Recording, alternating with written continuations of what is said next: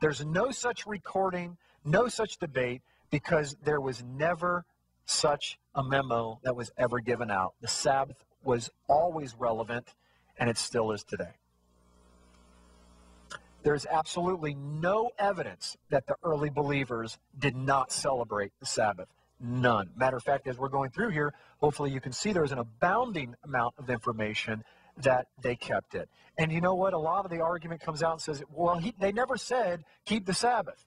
Well, if the Sabbath is the most foundational law in all of first century Judaism, do they have to tell them to do it when everybody knows to do it? That's like saying that you've had your license for your whole life, your driver's license, that we have to come back, we're going to reinstitute the entire Constitution of America, and now we have to come back and tell you to stop at a red light or stop at a stop sign. It's understood because it's always been there. There's no reason to tell them to do something that is so basic and fundamental to their faith. But here's the number one proof that the Sabbath is still relevant today. Watch this in Matthew chapter 24. And of all people that says this, it's our Messiah.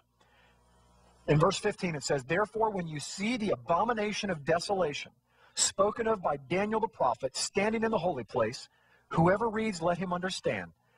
Then let those who are in Judea flee to the mountains. Let him who is on the housetop not go down to take anything out of his house. And let him who is in the field not go back and get his clothes. But woe to those who are pregnant and to those who are nursing babies in those days.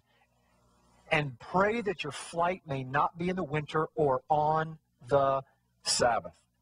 For when there will be great tribulation, such as not ever been before since the beginning of time, nor ever will be.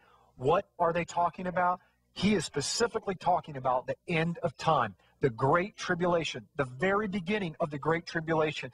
And Jesus the Messiah, Yeshua HaMashiach, is saying, do not pray that it's not on the Sabbath.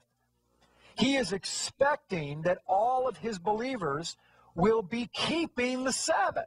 If he did not expect that, he would certainly not have mentioned that pray that it's not on the Sabbath, because if it didn't matter, then he certainly would not have said that. So the very fact that he is telling the believers at the end days, right before the Messiah comes back, to pray that it's not on the Sabbath, proves without a shadow of a doubt that in the back of his mind, and I would submit in the front of his mind, he is expecting his followers to believe and keep the Sabbath.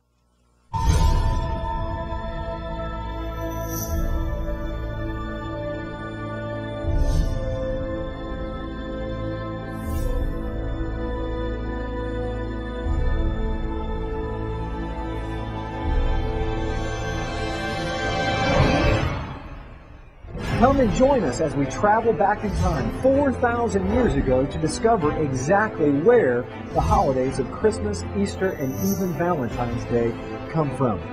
Why do we celebrate the birth of Jesus on December 25th?